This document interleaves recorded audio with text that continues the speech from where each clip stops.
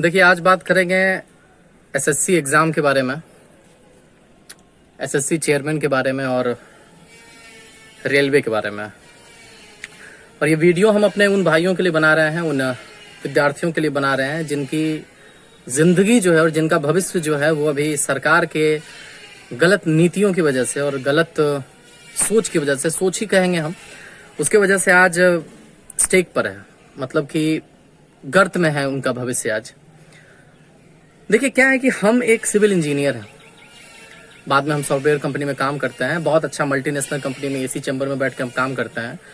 और फिर वहां बैठ के जब हम बिहार से बाहर बैठे रहते हैं तो फिर हम फेसबुक और ट्विटर पे जाके लिखते हैं कि बिहार में रोजगार नहीं है, यार बिहार से पलायन हो रहा है, यार बिहार से माइग्रेट कर रहा है लोग।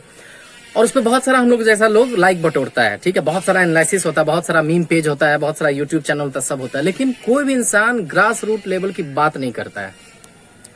और ग्रास रूट लेवल पे बात करने की जरूरत इसीलिए है क्योंकि बिहार से आप सरकारी नौकरी को, सरकारी नौकरी को बिहारी के अंदर से आप कभी भी अलग नहीं कर सकते हैं।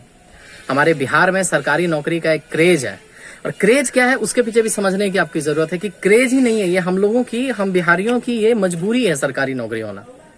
क्योंकि जिस तरह से हम बिहारियों को प्रेजेंट किया गया है बाहर में, या जिस तरह से सरकार जो है, केंद्र सरकार है या हिंदुस्तान जो है, जो बिहार के साथ सौतेला व्यवहार किया है, मतलब कि हम लोग हर समय, आज से नहीं, आजादी के वक्त से और उससे कई साल पहले से भी हम लोग अपने हक के लिए लड़ते आए हैं यार।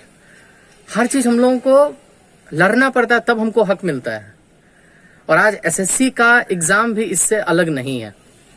हम आपको बता दें, क्योंकि अब हम इंजीनियर है तो हमको कोई मतलब नहीं है एसएससी से, हमको तो है भाई अपना, हमको पैसा मिल रहा है, हम चिल कर रहे हैं, क्या दिक्कत है यार। लेकिन यार एक बिहारी होने के नाते हमको और आपको सबको इस मुद्दे पर बोलने की जरूरत है, इस मुद्दे पे एक साथ उठने की जरूरत है। और वो मुद्दा ये है कि एसएससी का जो एग्जाम होता है सर, यूपीएससी तो आप सब जानते हैं, यूपीएससी लोग आईएएस बनता है, आईपीएस बनता है, उसके बाद जो बच जाता है, जो विद्यार्थी बच जाते हैं, उनके आंखों का सपना होता है कि हम एसएससी क्लियर करेंगे, एक सरकारी नौकरी लेंगे, हम अमुक पोस्ट पर जाएंगे।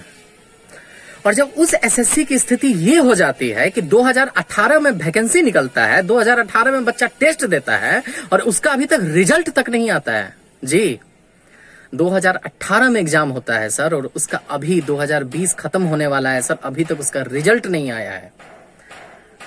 आप फॉर्म निकलवाते हैं, करोड़ों करोड़ विद्यार्थी से हजार रुपया, 500 रुपया ले लेके आप उनका फॉर्म भरवाते हैं, और जब फॉर्म भरा जाता है उसके बाद आप अपने कान में तेल डाल के सूत जाते हैं।